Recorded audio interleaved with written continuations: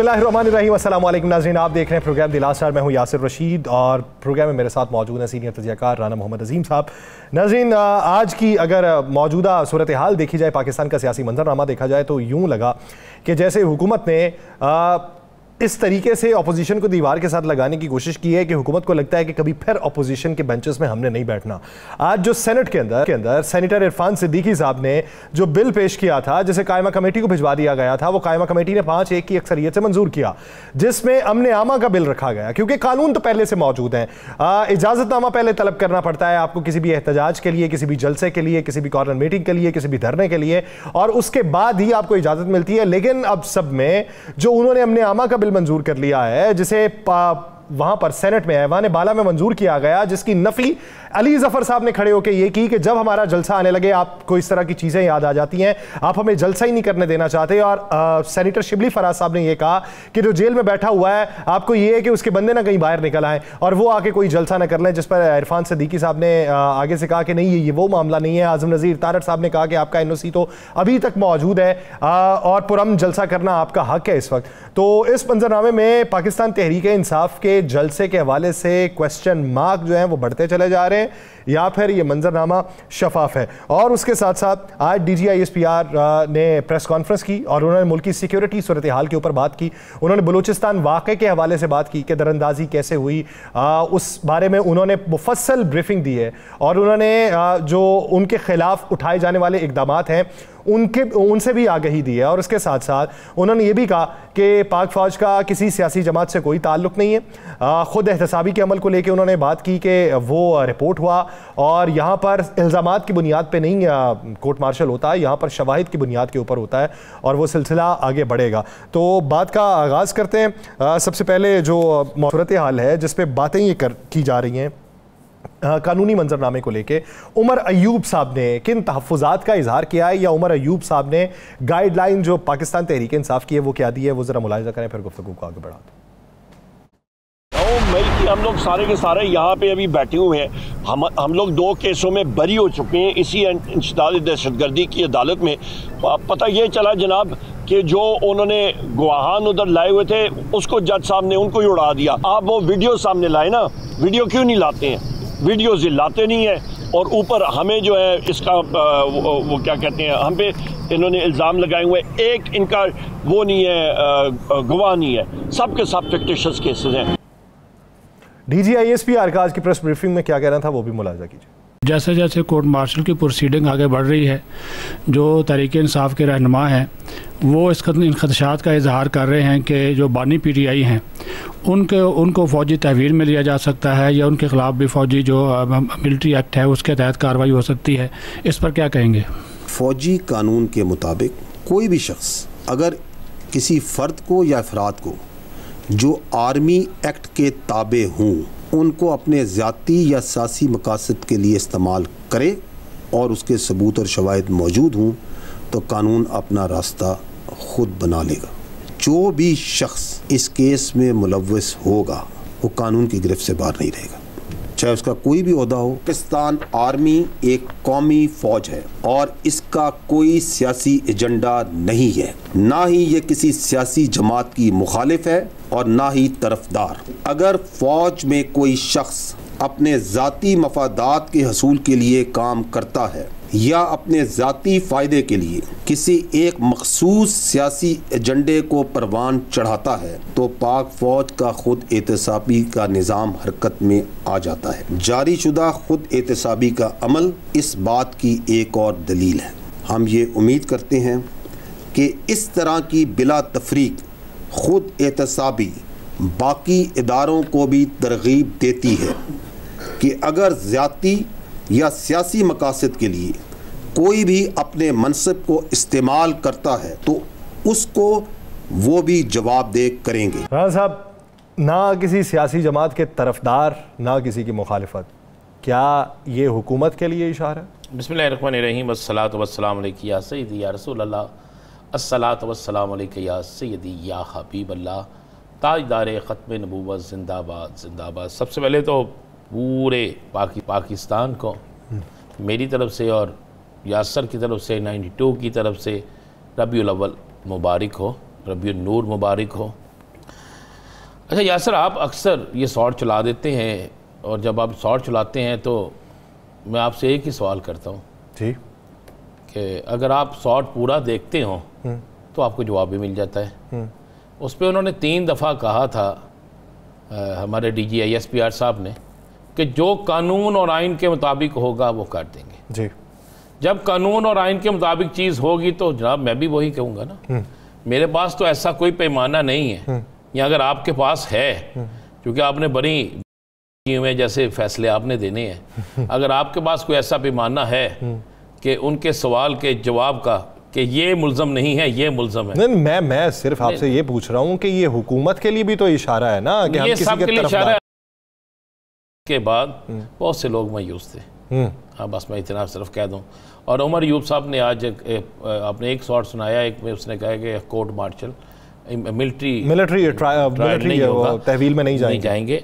और आज की प्रेस कॉन्फ्रेंस बड़ी अच्छी प्रेस कॉन्फ्रेंस थी। उसमें उन्होंने जो भी ऑपरेशन किए और जो आगे करने हैं उसके हवाले से किया और पूरी कौम को इत्मीनान में लिया कि सब इकट्ठे हो जाएं। बलूचिस्तान को हमें दिलो जान से प्यारा है और इसमें कोई दूसरी राय नहीं है। अब सियासतदान इसको किस एंगल से लेते हैं, तजियाकार किस एंगल से लेते हैं और आप किस एंगल से लेते हैं, इसका तो मुझे नहीं पता। लेकिन इस सवाल का जवाब अगर आपको चाहिए तो आपके पास होगा DGISPR साहब का नंबर। आप कोशिश करके आप ज़ाती तौर पे भी ले सकते हैं, आपके रूट्स अच्छे हैं, आप जाके उनके फ़ोन पे भी ले सकते हैं। तो ये सवाल का जवाब तो वही दे सकते हैं। मैं तो पॉलिटिकल जवाब आपने अगर आपको चाहिए तो आप वो मुझे बताएं। अली अमीन गंडापुर साहब की गुफ्तगू सुनवाते हैं जो हमसे पॉलिटिकल सवाल जलसे के हवाले से। अली अमीन गंडापुर साहब गुफ्तगू सुनवाइए कि जलसा होगा या नहीं होगा, और अगर NOC कैंसिल कर दिया जाता है तो क्या इकदामों का वज़र सुनवाई। और ये जो कानून को बार बार तोड़ा जा रहा है और इलीगल FIR की हुई हैं, ये हमारा रास्ता नहीं रोक सकती। जलसा जो है ये तो होना ही होना है मस्ट। और जलसे के रुकावट अगर ये बनेंगे तो इंशाल्लाह फिर तमाशा आप देखना कि हम करते क्या है। ये जो बैठा हुआ है ना गवर्नर ये पर्ची पे, ये जाता है मैं इसका नाम लूँ और इसकी कोई हैसियत बने और ये फिर बोले, तो मैं इसको हैसियत देना नहीं चाहता हूँ। इसको मेरे ख्याल में गवर्नर हाउस पे रात को सोना इसको रात। राना साहब, ये वही अली अमीन गंडापुर साहब हैं जिन्होंने पिछले जलसे में भी ये कहा था कि अगर मैं जलसा ना करूं तो मैं सियासत से दस्तबरदार हो जाऊंगा। अब भी वो वैसी ही बात कर रहे हैं। देखिए, पिछला जलसा हुक्म हुआ था, अभी हम तो ये कह सकते हैं ना, हुक्म हुआ था इमरान खान का, उसके आगे तो अली अमीन गंडापुर नहीं खड़े हो सकते। अब जो हुक्म है वो खान साहब का यह है कि जनाब जलसा तो हर सूरत में होगा, जो मर्जी हो जाए। तो उस पर उन्होंने कहा जी जलसा होगा, हर सूरत में होगा। आज NOC भी मिल गया और NOC जो है उसके बाद वो जगह ये जो मिली है ना नई, ये DC साहब ने रिकमेंड की है। हाँ जी। और आज उन्होंने बाकायदा जो NOC दिया उसके साथ नक्शा भी दिया है, बड़ी मेहनत की है उन्होंने। अच्छा जी। कि इधर से आना है, इधर से निकल जाना है। अच्छा, वो जगह वो कल वो बता रही थी कि वो नाहमवार है, वो हमवार कर ली हुई है, वो हमवार हो ना हो जनाब, वहाँ पर आप 135 की बारिश करवा दें, आप लोगों को देख लें कि 135 ये कौन सी अपने को बना थी ना। अच्छा, कोई फर्क नहीं पैदा। मैं कहने का मतलब जितनी मर्जी बारिश हो जाए, 135 मिलीमीटर नहीं, किलोमीटर कर दे, जो मर्जी कर दें, लेकिन अवाम वहां पे आएगी। मैंने आपको ये बिल्कुल मैं तस्दीक शुदा बात कह रहा हूँ, लोग तो आज से जाना शुरू हो गए। लोगों ने कहा इससे पहले कि रास्ते बंद किए जाएं, लोगों ने कहा इससे पहले कि गिरफ्तारियां की जाएं, हमने जलसे में जाना। अब ये PTI का भी इम्तिहान है, और ये एक तरफ जिस तरह मुज़ाकरात शुरू हो गए हैं, मेरा ख्याल है कि जलसा होने देंगे। और अगर ये जलसा नहीं होने देते और जलसा हो जाता है, अच्छा, तो फिर उसके बाद हुकूमत के लिए बड़ी प्रॉब्लम है।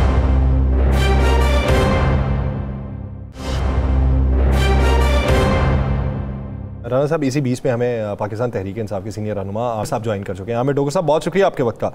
आमिर डोगर साहब, बात अली अमीन गंडापुर साहब भी वही कर रहे हैं जो किस्सा जो उन्होंने माजी करीब के अंदर की थी कि अगर इजाज़त नहीं भी मिलेगी तो हम जाएंगे और ना जलसा करके दिखाऊं तो नाम बदल देना।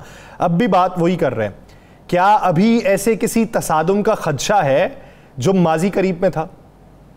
मेरा नहीं ख्याल कि अब कोई ये भाग गया है कि आज जबकि हमें 4-6 दिन लटकाने के बाद शाम को जलसागाह की उस जगह का भी NOC मिल गया है, तो अब जबकि दिन सिर्फ 2 रह गए हैं तो ये हमें जलसा ना करने दें। तो ये बहुत बड़ी ज्यादती और फस्तायत का मुजाहरा होगा, लेकिन इनसे किसी चीज की तवक्को भी अच्छाई की नहीं है। जो कुछ 2 सालों से हमारे साथ हो रहा है हर रोज हर जगह, तो ये कुछ भी कर सकते हैं। अगर ये कुछ करेंगे तो पहले भी ये अवाम के अंदर भी गंदे हो रहे हैं और अवाम के अंदर भी ये जिसको कहते हैं कि सख्त तरीन इबरत का निशाना बन रहे हैं। और 8 फरवरी को आपने देखा बने भी सही, तो फिर क्या होगा? फिर जलसा तो होगा और हर सूरत में होगा।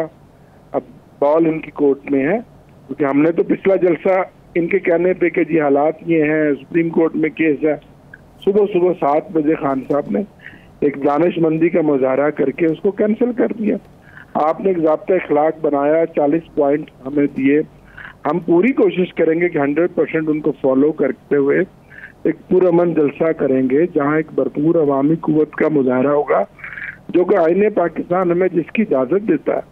और आपने हमें एक ड्यू प्रोसेस के जरिए, जिसके पीछे कई महीनों की हमारी जदोजहद है, अदालती जंग है, डिप्टी कमिश्नर और कमिश्नर के दफ्तरों के सैकड़ों हमारे कायदीन के चक्कर हैं, उसके बाद अगर आपने एक जलसे की इजाज़त दे दी है और फिर अब आपका जो प्लान है कि आपने चारों तरफ उस जलसागाह से मीलों दूर आपने हर चीज को चौक करना है, जाम करना है, कंटेनर खड़े करने हैं, खारदार तारें लगानी हैं, गिरफ्तारियां करनी हैं, आप वो सब कुछ करेंगे, हमें पता है।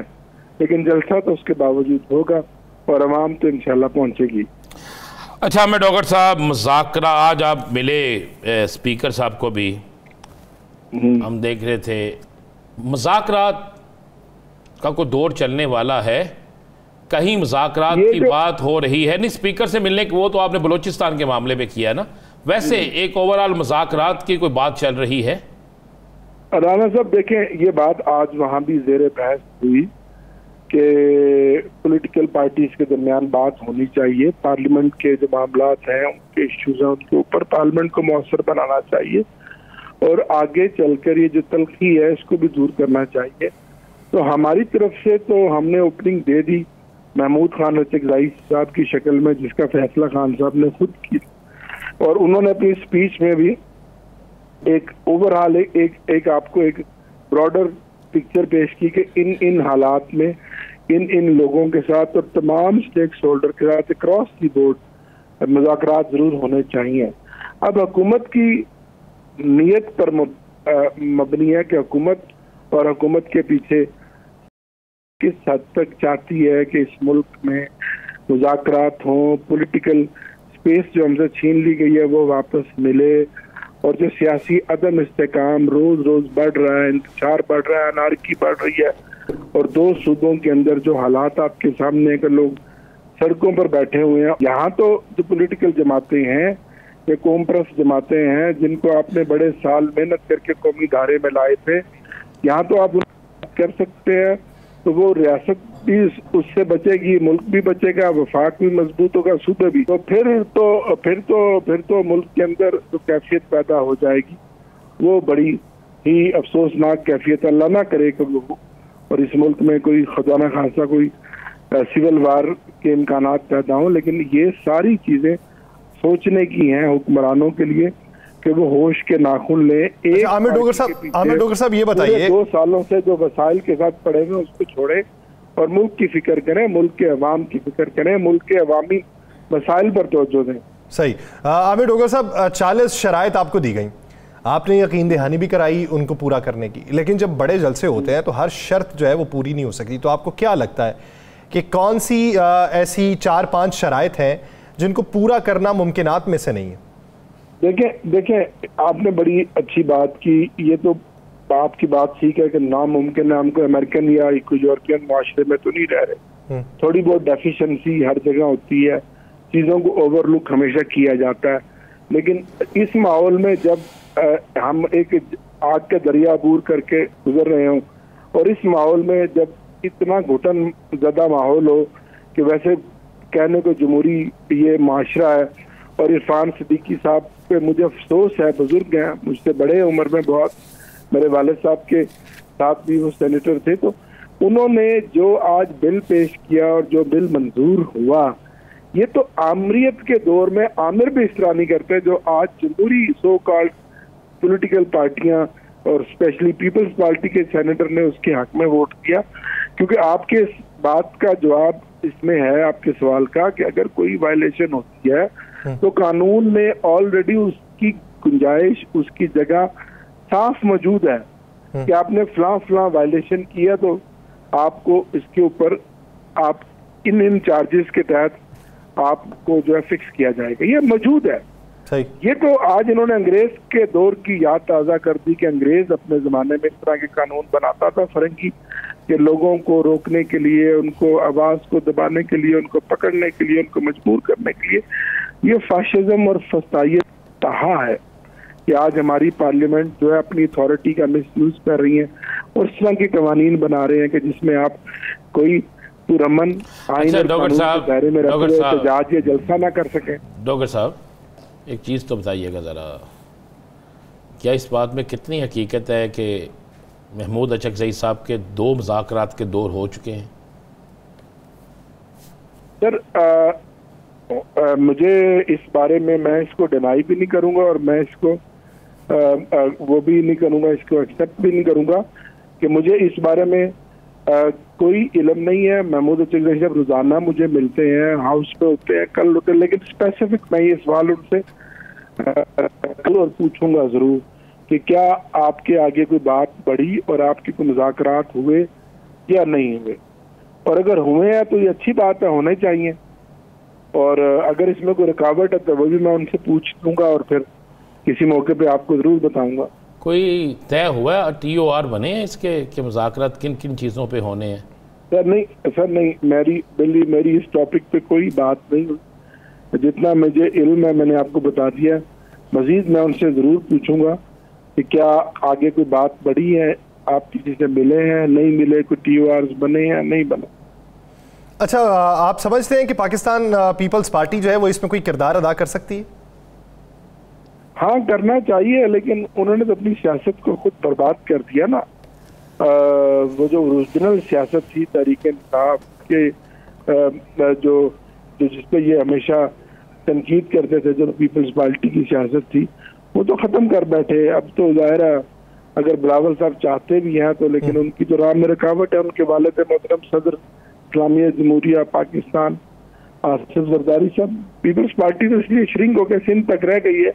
चाहे तो किरदार अदा कर सकती है, लेकिन उनके हाथ पैर बंधे हुए हैं। चाहे तो किरदार अदा कर सकती है, वरना हाथ पैर उनके बंधे हुए हैं। बहुत शुक्रिया आमिर डोगर साहब इस हवाले से अपना वक्त देने के लिए। नाज़रीन, एक ब्रेक लेते हैं, ब्रेक से आएंगे पाकिस्तान मुस्लिम लीग नून के रहनुमा बैरिस्टर अकील मलिक साहब हमें ज्वाइन करेंगे। कहीं नहीं जाइएगा, स्टे विद अस।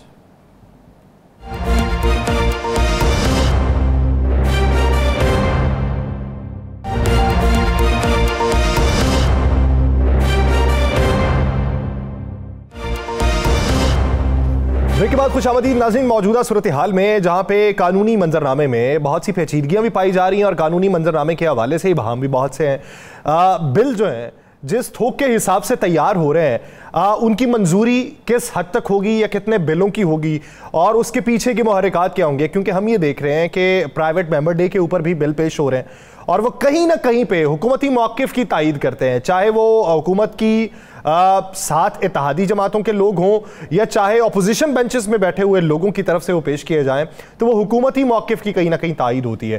तो आने वाले दिनों के अंदर आइन में किस हद तक तरामीम होंगी। और आज जो बिलखुसूस सेनेट से जो बिल पास हुआ है, जो अमन आमा का बिल है, कि जिसमें इस्लामाबाद के अंदर जो इज्तमात हैं उसके हवाले से बात है कि जिसपे शिबली फराज साहब और अली ज़फ़र साहब ने कहा कि आपने जलसा करने नहीं देना, तो आज़म नदीर तारड़ साहब ने आगे से जवाब दिया कि अभी तक तो आपके पास NOC मौजूद है, पुरअमन जलसा करना आपका हक है। तो ये जो कानून साजियाँ हैं, इनको लेके मुस्तकबिल में क्या यही जमातें जो इस वक्त कानून साजियाँ कर रही हैं, ये कोई कदगन तो नहीं लगाएंगी, कोई हर्फ तो नहीं उठाएंगी या इसकी मुखालिफत पे तो नहीं कुछ बोलेंगी? इसी बारे में बात करेंगे। हमें ज्वाइन किया है पाकिस्तान मुस्लिम लीग नून के रहनुमा मुशीर वजारत कानून और इंसाफ बैरिस्टर अकील साहब ने हमें ज्वाइन किया हुआ है। अकील मलिक साहब, बहुत शुक्रिया आपके वक्त का। अकील मलिक साहब, आज की अगर बिलखुसूस सेनेट की बात करें तो सेनेट से हमने आमा का जो बिल मंजूर हुआ है, जिसे पहले कायमा कमेटी ने 5-1 की अक्सरियत से मंजूर किया, फिर बाद में सेनेट ने कुली तौर पे उसे मंजूर कर लिया। बहुत सी जगहों के ऊपर कहा जाता है कि टाइमिंग बहुत इंपॉर्टेंट होती है। इस वक्त पाकिस्तान तहरीक इंसाफ का 2 दिन के बाद जलसा है, पिछली अगर तारीख को देखा जाए, माजी करीब में 3 बार जलसा मनसूख हुआ है, एनओसी जारी हुआ फिर मनसूख हो गया, कभी इजाजत ना मिली ये वो, अब आके उनको जलसे की इजाजत मिली है। तो 19 से 2 दिन पहले इस बिल का मंजूर होना, क्या ये ऑपोजिशन के लिए या ये पहले से ही सिफारिशात के अंदर शामिल था? जी बिस्मिल्लाहिर्रहमानिर्रहीम। यासब बिल्कुल ये स्याह सबाक से हट के जो है इस तरह की मंजरकशी की जा रही है और बताया जा रहा है कि शायद किसी एक सियासी जमात को या पॉलिटिकल पार्टी को टारगेट किया जा रहा है। कतई ऐसी बात नहीं है। पहली तो बात है कि ये सेनेट में मंजूर हुआ है और अभी नेशनल असम्बली में नहीं आया, जहाँ का मैं मेंबर हूँ, और वहाँ पे जब आएगा वहाँ की कमेटी में भी डिस्कशन होगी और फिर इस पर वोटिंग होगी तो इस पर देखा जाएगा। लेकिन जो मैंने अभी तक देखा है इस कानून का जो मसवदा है, उसमें ज़ाहिरी बात है एक अलार्मिंग सिचुएशन पिछले हफ्ता 10 दिन में रही है, क्योंकि जमात इस्लामी का भी आपने देखा ट्विन सिटी है पिंडी और इस्लामाबाद, और वहाँ पे बगैर किसी एनओसी के, बगैर किसी इजाज़त के, so close to capital and red zone उन्होंने वो धरना दिया। उसके बाद यूटिलिटी का आपने देखा, फिर ताजरों का देखा, मतलब दीगर आपको ये कितनी मिसालें दी जाएँ, PWD के मुलाजमीन का भी आपने देखा। उसके अलावा दीगर सियासी जमातें भी अपना वक्तन फ़वक्तन किसी न किसी चीज़ पे धरना या प्रोटेस्ट है वो रिकॉर्ड कराती रही हैं। और सो मेनी सिचुएशंस आपने देखा, रेड जोन उसमें भी धरने की सिचुएशन या एहतजाज की सिचुएशन आपने तमाम तरह ये चीज़ें देखी। तो इसको ज़ाहिरी बात है कि रेगुलेट तो होना है। बिल्कुल हर पॉलिटिकल पार्टी का हक है कि राइट टू पीसफुल असम्बली, और वो जलसा कर सकें, वो इज्तिमा कर सकें, लेकिन वो सब्जेक्टिव है और सब्जेक्ट टू लॉ है। और जब चीज़ें सब्जेक्टिव और सब्जेक्ट टू लॉ होती हैं तो उनका रेगुलेट होना भी ज़रूरी होता है। ये एक बैलेंसिंग एक्ट की तरह मैं इसको देख रहा हूँ कि ये एक बैलेंसिंग एक्ट है, जहाँ पे एक सियासी जमात या किसी शहरी को आज़ादी है कि वो असम्बल हो सकता है और पीसफुल प्रोटेस्ट कर सकता है। वहाँ पे ये भी देखना ज़रूरी है कि आइन और कानून में उसकी इजाज़त तो है, लेकिन वो सब्जेक्टिव है, उसको रेगुलेट होना ज़रूरी है। इसी तरह स्टेट की भी जिम्मेदारी है, जिस तरह उनका हक है आईने पाकिस्तान के जो रेलेवेंट आर्टिकल है उसमें देखा जाए, हर शहरी का ये हक है वो पीसफुली प्रोटेस्ट कर सके और पीसफुली असेंबल हो सके। लेकिन स्टेट ऑफ पाकिस्तान और गवर्नमेंट ऑफ पाकिस्तान का भी ये आईनी जिम्मेदारी है कि वो एक जो सिक्योरिटी सिचुएशन है उसको देखते हुए, उसको जांचते हुए, उसको कंसिडर करते हुए जो इजाज़त है वो मशरूत और सब्जेक्टिव और कंडीशनल होती है। तो ये तमाम तर चीज़ें इस पैराए में भी देखना ज़रूरी हैं। और इफ़ एनीथिंग जो अभी तक मैंने मुसवदा देखा है उसको वो रेगुलेट कर रही हैं, और डिस्ट्रिक्ट मैजिस्ट्रेट का उसमें लिखा है कि आप दरख्वास्त देंगे डिस्ट्रिक्ट मैजिस्ट्रेट को, और अगर वो तमाम तर चीज़ों को देखते हुए कि जो कंडीशंस हैं वो सेटिस्फाई होती हैं तो वो आपको इजाज़त दे देगा। अगर वो आपको इजाज़त नहीं देता या नहीं देती तो आपके पास फिर राइट है उसको अपील करने का चीफ कमिश्नर के पास, और आप चीफ कमिश्नर को जो है उसको अपील कर सकते हैं। और अच्छा, अकील मलिक साहब, आपको इजाज़त इस वक्त आप इस कानून के हक में हैं और आप चाहते हैं यह कानून मंजूर, आप चाहते हैं तो मंजूर हो जाएगा, ये सारा कुछ है। एक वक्त था जब पीका एक्ट आया था, मरियम औरंगज़ेब साहिबा हमारे साथ अदालत जाती थी और पीका एक्ट की मुखालफत करती थी और कहती थी ये काला कानून है। मुस्लिम लीग नून भी कहती थी, इवन मरियम नवाज साहिबा ने भी कहा, ऑन रिकॉर्ड है। फिर वही पीका एक्ट जो है आपके हुकूमत में लागू भी हुआ और सारा कुछ हुआ। तो ये तो नहीं होगा कि आज आप जिस कानून की हमायत कर रहे हैं, जो कानून बना रहे हैं, कल वो कानून जब आप ना हुकूमत में हो तो आप उसे बुरा कहना शुरू कर दें। देखिए, आपको बड़ा वैलिड पॉइंट है। मैं इसीलिए कह रहा हूं कि जब मैंने अपनी बात का आगाज़ किया तो ये एक बैलेंसिंग एक्ट है। स्टेट की भी कुछ जिम्मेदारी है, रियासत की जो जिम्मेदारी है वो उसने निभानी है, और जो सिटीजन्स की या किसी पॉलिटिकल पार्टी के जो राइट्स हैं वो भी देखने हैं। तो ये तमाम तर चीज़ें हैं, इसको रेगुलेट करना ज़रूरी है। गो के कानून मौजूद है, लेकिन कानून में जो एक एलिमेंट क्रिमिनलाइजेशन का है वो भी देखना ज़रूरी है कि अगर यहाँ पे इस्लामाबाद के गिरदोनवा में आके या इस्लामाबाद के हसास मकामात या रेड जोन में आके कोई धरना देता है या सरकारी अमलाक को नुकसान पहुँचाता है या दीगर अगर आप उसको देखें कि प्रोटेस्ट करने के बाद वो तमाम तर कंडीशंस को फुलफिल नहीं करते तो फिर उसकी भी जिम्मेदारी किसी पे होनी चाहिए ना। बगैर इजाज़त आके इजाज़त मिल भी जाए और इजाज़त भी मशरूत हो तो वो जो शराइत हैं उन पे पूरा अगर ना उतरता हो और उनको कंप्लीट ना करे तो फिर भी तो जिम्मेदारी है। अब इससे तो ये नहीं कहा जा सकता कि मिसाल के तौर पे आप एक जलसे की कॉल देते हैं, आप कहते हैं कि जी मेरे जितने लोग हैं इस कॉज के लिए XYZ रीजन के लिए आपने कॉल दी और वहां पे आके जो है दरख्तों को भी आग लगा दे, मेट्रो बस के शीशे भी तोड़ दे, स्टेशन को भी जलाना शुरू कर दे, तो आप तो कहेंगे कि मैंने बजाते खुद जब इजाजत ली थी तो मैं तो इस चीज को परमिट नहीं करता और ना ही इसकी इजाजत देता हूं, जो कि आप नहीं देते। लेकिन जो लोग आपने बुलाए उनमें से अगर किसी ने ये शरारत कर दी या दानिस्ता या गैर दानिस्ता तौर पे अगर ऐसा इकदाम उठाया तो उसकी रिस्पॉन्सिबिलिटी तो आपके ऊपर होगी, बिकॉज जलसे की इजाजत या गैदरिंग की इजाजत तो आपने ली और उसकी। अच्छा अकील साहब, अगर सुप्रीम कोर्ट का यानी इजाजत ली भी हो, सुप्रीम कोर्ट के दरवाजे पे पहुंचे, वहां पे जाके एहतजाज करें, सिटिंग जजेस के ऊपर तनकीद करें और फिर वहां से धमकी दे के वापस आए, तो क्या वो अमने आमा में मसाइल का सामना नहीं करना पड़ता उस मामले में? देखें, इसकी आपको एक और मिसाल दे देता हूं। ऑब्वियसली जो आप मिसाल कोट कर रहे हैं फिर पीटीवी को भी देख लें, फिर ऑब्वियसली पीटीवी पे भी जो हमला हुआ वो भी देख लें। देखिए सरकारी अमलाक वेदर कोई भी पॉलिटिकल पार्टी हो, मैं as a citizen of Pakistan बात करूंगा, एज ए पार्लियामान बात करूंगा, किसी सियासी जमात के नैरेटिव को टो नहीं करूंगा। मैं तो ये कहता हूं कि बिल्कुल राइट है और उनका राइट को सलब नहीं करना चाहिए, लेकिन वो सब्जेक्ट टू लॉ है। और जब कानून की बात आती है तो किसी को ये बेदरेग इस्तेमाल करने की इस राइट की इजाजत नहीं दी जा सकती। ऑब्वियसली एक मैकेनिज्म इन प्लेस है, इजाजत लें तो पीसफुली आप प्रोटेस्ट कर सकते हैं और वो आपको कंडीशनैलिटीज को पूरा करना है और वो आपकी जिम्मेदारी है कंडीशनैलिटीज को कैसे पूरा करना है। इसमें कोई सियासी पॉइंट स्कोरिंग की बात नहीं है, ये किसी सियासी तौर पर किसी पार्टी को उसके राइट्स को जो है सलब नहीं किया जा रहा। अच्छा चलें, दो सवाल मेरे छोटे छोटे से हैं, उसका जवाब दे दीजिएगा। मामूली से सवाल हैं, आसान से। एक तो क्या जलसे की इजाज़त आखिरी दिन ख़त्म तो नहीं हो जाएगी या ये इजाज़त पक्की इजाज़त है? और दूसरा, मुज़ाकरात हो रहे हैं? देखें, आपकी ये दोनों ही सवाल बज़ाहिर तो छोटे हैं लेकिन ये बड़े डिटेल्ड आंसर्स रिक्वायर करते हैं और मैं आपको ये ज़रूर बता दूं, आपका पहला जो क्वेश्चन है कि जलसे की कहीं इजाज़त दोबारा तो नहीं वापस हो जाएगी या कैंसिल हो जाएगी। जलसे का वेन्यू ज़रूर चेंज हुआ है और ये इस पार्टी के नोटिस में भी है। तरनौल से संजानी की तरफ जो है ये जलसा ऑब्वियसली अभी अंडर कंसिडरेशन है और इजाज़त तो है, NOC तो ऑलरेडी दी गई है और आज 5 तारीख हो गई है, कल 6 तारीख है। दिन तो 2-3 ही रहते हैं, लेकिन अगर कोई ऐसी सिक्योरिटी की सिचुएशन बनती है जिसको कबल इस वक्त कुछ भी कहना, मैं तो ये नहीं कह सकता, कोई प्रेडिक्शन कर दूं आपको बताऊं कि उस दिन सिक्योरिटी सिचुएशन कैसी होगी या उससे एक दिन पहले कैसी होगी।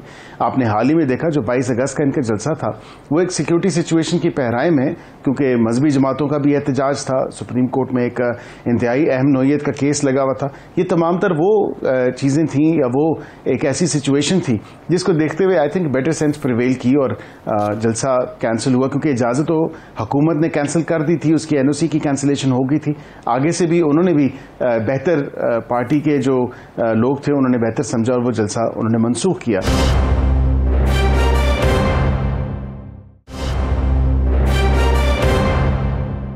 जी, दूसरा जो आपने मुज़ाकरात की बात की है तो जाहिरी बात है इनडायरेक्ट टॉक्स का आगाज़ शुरू हुआ है और वो आगाज़ हुई है इनडायरेक्ट टॉक्स। मैंने बिल्कुल, मैं ऑन रिकॉर्ड हूं, मैंने कहा था, लेकिन एक बात क्लियर है कि अगर दानिस्ता या गैर दानिस्ता तौर पे 9 मई का जो अफसोसनाक वाक़या हुआ और जो बर्पा किया गया एक मखसूस सियासी जमात और उसके लोगों की तरफ से, उसकी माफ़ी कौम से मांगना बहुत ज़रूरी है किसी भी डायरेक्ट टॉक्स को इनिशिएट करने से पहले। वो डायरेक्ट टॉक्स तब तक इनिशिएट नहीं हो सकती या उनका स्टार्ट नहीं हो सकता, ये उनकी शुरुआत नहीं हो सकती जब तक कौम से इस घनौने काम के लिए माफ़ी ना मांगी जाए, क्योंकि ये एक प्री कंडीशन है, ये प्री रिक्विजिट है डायरेक्ट टॉक्स के लिए। इनडायरेक्ट टॉक्स के लिए तहफ़्फ़ुज़ आईन पाकिस्तान की जो मूवमेंट है, जो अपोजिशन पार्टीज जिस पे मुत्तहद हैं और अचकज़ई साहब को मैंडेट दिया गया है, उस पर बातचीत चल रही है और बातचीत आपस में पॉलिटिकल पार्टीज की हो रही है, पॉलिटिकल लीडरशिप की बातचीत हो रही है। अब वो कितनी आगे बढ़ती है या उनके पास कितना कोई मैंडेट है, that is yet to be seen. अच्छा अकील साहब, ये बताइए, मालूम पड़ सका कि वो जो 22 अगस्त का जलसा मनसूख हुआ था, वो सुबह जो मुलाकात हुई थी उसकी इजाज़त किसने दी थी? जी ऑब्वियसली हुकूमत ने ही इजाज़त दी थी। मैं ऑन रिकॉर्ड हूँ, ये खबर भी मैंने ही ब्रेक की थी और जिम्मेदारी भी हुकूमत की मैंने ही ली थी ऑब्वियसली, क्योंकि हुकूमत ने ही बताया था और हुकूमत ने ही एनओसी कैंसिल की थी और हुकूमत ने ही अली अमीन गंडापुर से रब्ता किया था जो सीएम है केपी के। अब वो उसको जितना शुगर कोट कर लें, जितना बढ़ा चढ़ा के बता लें कि इस्टेब्लिशमेंट ने रब्ता किया और उनके पार्टी के लोग जितना मर्जी इसको फूलों के साथ जो है सजा लें और बताएं लफ्ज़ों को कि एक ब्रेक थ्रू हुआ है, कोई ब्रेक थ्रू नहीं हुआ। एक हुकूमत की जिम्मेदारी थी, हुकूमत ने अपनी जिम्मेदारी को बरूए कार लाते हुए बिल्कुल इनको कहा कि अच्छा चल राना साहब सवाल करेंगे, हुकूमत फिर से वो जिम्मेदारी निभाने तो नहीं चल पड़ेगी? देखें मैंने आपको ये कहा ना कि कबल अज़ वक्त है ये कहना कि जलसा मंसूख होगा या नहीं होगा। हमारी नीयत साफ है, हमने जलसे की इजाज़त दी है और जलसे की इजाज़त में वो 40 नुकात हैं जो इन्होंने बरूए कार लाने और वो पूरे करने हैं। वो 40 कंडीशंस पूरे करेंगे तो ऑब्वियसली उस जलसे की तो कोई कैंसिलेशन की बात नहीं। जलसा अगर ये खुद ना करना चाहे तो वो एक और बात है। अगर वो खुद ना करना चाहे जलसा तो फिर एक और बात है। अकील भाई, बात ये है कि वो बंदा एक इंटरव्यू देने जाता है ना, तो वो उससे सवाल पूछे जाते हैं, वो हर सवाल का मंतिक के तहत जवाब दे रहा होता है। वो लोग परेशान हो जाते हैं, यार इसके पास हर सवाल का जवाब है। वो फिर कहते हैं बता ये चिंग पिंग शिंग क्या होता है, तो वो आगे से कहता है तो फिर नौकरी ना देना निकाल लो ही ना। अब ये जो 40 निकात आपने रखे, ये तो फिर जलसा ना करने वाली बात हुई ना सर। ये अगर आप इसको इस पहराए में देख रहे हैं तो कतन ऐसी बात नहीं है। हुकूमत की नीयत साफ है, हुकूमत ने इजाज़त दी है। ऑब्वियसली हमारी भी कुछ जिम्मेदारी है, ये इनका राइट है, लेकिन अब जब सब्जेक्टिव में बात करता हूँ और मशरूत बात करता हूँ तो वो जाहिरी बात है वो कंडीशनैलिटीज आप पढ़ के बेशक अपने नाज़रीन को भी बता दें, उसमें कौन सी ऐसी अनजस्टिफाइड या अनरीजनेबल बात की गई है। वो तमाम तर वो नुकात हैं। आपने मांगा है जलसे में शिरकत करने वाले तमाम लोगों के नाम। अब जलसा जो होता है ना वो जलसा आम होता है, अब उसमें शिरकत करने वाले लोगों के कहाँ से कोई नाम लाएगा? अब कौन किस मुकाम से आएगा? आज आपने रूट भी दिया कि करने वालों से मुराद ये है कि मेन अच्छा मेन नहीं लिखा हुआ आपने, जरा आपके पास है मोबाइल में, अगर अभी आप निकाल के पढ़ लें गिल भाई तो आपको नजर आ जाएगा। उसमें मुझे किसी जगह मेन दिखा दीजिएगा या किसी जगह अहम लोग दिखा दीजिएगा, किसी जगह ये लफ्ज दिखा दीजिएगा कि तकरीर करने वाले। देखिए मेन मकसद यही होता है, इसका कहने का मकसद आप ऑन कार्ड कह रहे हैं ना कि मेन लीडरशिप है। बस ठीक हो गया। अच्छा ये तो बता दें, मेन लीडरशिप ही होती है ना कि आपके जलसे में कौन लोग होंगे। Okay obviously. अच्छा एक बता दें, आपने दावा किया था 2 दिन पहले कि मौलाना फजलुर रहमान, नाम लिए बगैर फिर नाम लिया गया कि आपने कहा हाँ जी मौलाना फजलुर रहमान आपके साथ आ गए। मौलाना साहब आपके साथ आ गए हैं? देखिए मैंने दावा नहीं किया था, मैं अपने आप को दोबारा आपके नाज़रीन के लिए भी करेक्ट कर देता हूँ इस चीज़ को।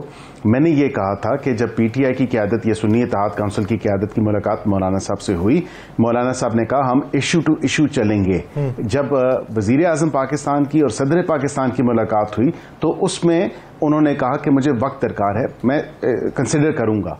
अब जाहिरी बात है जब इंसान वक्त मांगता है, क्योंकि वहाँ पे तो साफ दो टोक इनकार हो गया इन अदर सेंस, क्योंकि वहाँ पे केपी में ऑपोजिशन में है, यहाँ पे वो उनके साथ अपना इत्तेहाद बनाना चाहते हैं। ये कैसा इत्तेहाद होगा? ये तो नहीं हो सकता। कितने ज़माने से, कितने सालों से वो एक दूसरे के पॉलिटिकल एडवर्सरीज हैं। अब यहाँ पे हमारी जहाँ पे बात आती है तो हमारे साथ वो एक नेचुरल अलायंस है उनका, हमारे नेचुरल इत्तेहादी हैं, हमारे साथ पहले भी इत्तेहाद में रहे हैं और इसमें कोई ऐसी बात नहीं है कि हमारा एक बड़ा एहतराम का और हमारा बड़ा एक अच्छा उनके साथ रिश्ता है। और उस ज़ाती रिश्ते को और सियासी रिश्ते को भी दोनों को देखते हुए उन्होंने वक्त मांगा और उन्होंने कहा कि मैं इसको सोचूंगा, मैं आपसे वक्त दरकार है मुझे इन चीज़ों को थोड़ा कंसिडर करने का और थिंक थ्रू करने का। और उनकी फिर अपनी statement on the floor of the house वो ये कह चुके हैं कि मुल्क के मफाद में जो बात होगी मैं ज़रूर उसमें जो है साथ हूँगा। तो मतलब अगर मुल्क के मफाद में कोई चीज़ होगी तो वो मौलाना साहब ने तो पहले कह दिया कि मैं तो मुल्की मफाद में जो है वो उसी में उन्होंने ये भी कहा कि हम सीनियर सियासतदानों को आप ये हुकूमत जो है खुड्डे लाइन लगाने की प्लानिंग कर रही, उसी तकरीर में कहा उन्होंने। नहीं, देखें, उन्होंने ये बात तो जरूर की कि कोई 45 का कोई 47 का ऐवान तो यही है, और इसी पार्लियामान में फैसले होने हैं, और इसी पार्लियामान और पार्लिमानी लोगों ने और पॉलिटिकल पार्टीज की लीडर्स ने तमाम तर मामलात हल करने हैं। यानी आप 45 और 47 के फर्क को मानते हैं? मैं समझता हूं कि नहीं, उन्होंने बात की, मैं उनकी बात कोट ऑन कोट की कर रहा हूं ना। अगर इस तरह अगर आप 45 और 47 की बात करते हैं तो ऑब्वियसली पहले 45 है, 46 उसके बाद है, 47 उसके बाद है, तो ये पूरा ऐवान 47 ही का है। वजह उसकी ये है क्योंकि सबको फॉर्म 47 मिले हैं। बाकी चीजें जो डिसाइड होनी है वो अदालतों में डिसाइड होनी है कि किसका सही है किसका गलत है। जहां पे ये बात मैं आपको बता दूं कि लीडर ऑफ द ऑपोजिशन खुद एक स्टे ऑर्डर के पीछे हैं, और उसकी 28 तारीख है। ये तो अब आपको भी पता होगा कि क्यों उन्होंने इस्लामाबाद हाईकोर्ट से स्टे लिया हुआ है अपने 47 फॉर्म। अच्छा, अकील साहब, आलम खान साहब ने जो 9 जजेस के हवाले से बात की कि तौहीन अदालत का नोटिस 9 जजेस ले सकते हैं, तो मैंने कहा जी मखसूस नशस्तों के लिए अगर पीटीआई जाती है वहां पे तौहीन अदालत के केस को लेके, तो क्या हुकूमत इस पर स्टे ले सकती है कि यह मामला पार्लियामान में जेर बहस है प्रैक्टिस एंड प्रोसीजर का, तो जब तक उस पर कोई फैसला नहीं आता या पार्लियामान फैसला नहीं करती आप स्टे दे दें? नहीं, कतन ऐसी कोई बात नहीं है जी। वो एक प्राइवेट मेंबर बिल है, और उसमें उन्होंने प्राइवेट मेंबर बिल के जरिए कॉन्स्टिट्यूशनल अमेंडमेंट सीख की हैं। ना वो हुकूमत का हिस्सा है, ना वो हुकूमत के इत्तेहादी हैं फिल वक्त।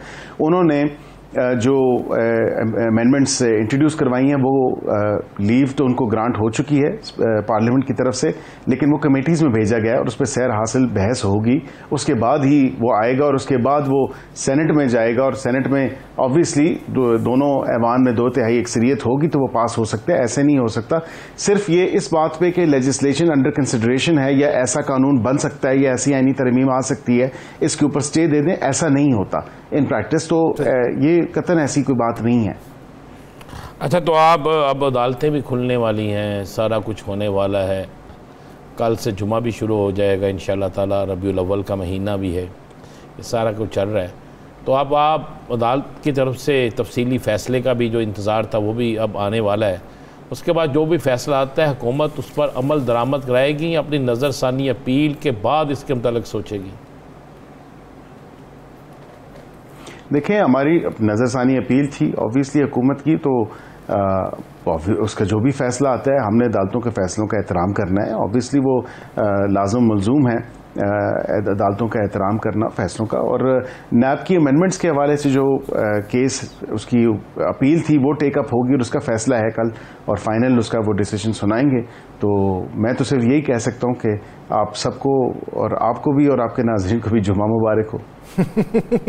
नाज़रीन को जुमा मुबारक हो। कल वो फैसला जो आना है वो फैसला फिर मिनुअन तस्लीम भी किया जाएगा। बहुत शुक्रिया बैरिस्टर अकील मलिक साहब इस हवाले से अपना वक्त देने के लिए। प्रोग्राम का वक्त खत्म हो जाता है, मुझे और राना साहब को दीजिए इजाज़त। अपना बहुत सा ख्याल रखिएगा, आपसे मुलाकात होगी कल, अल्लाह ने के बाद।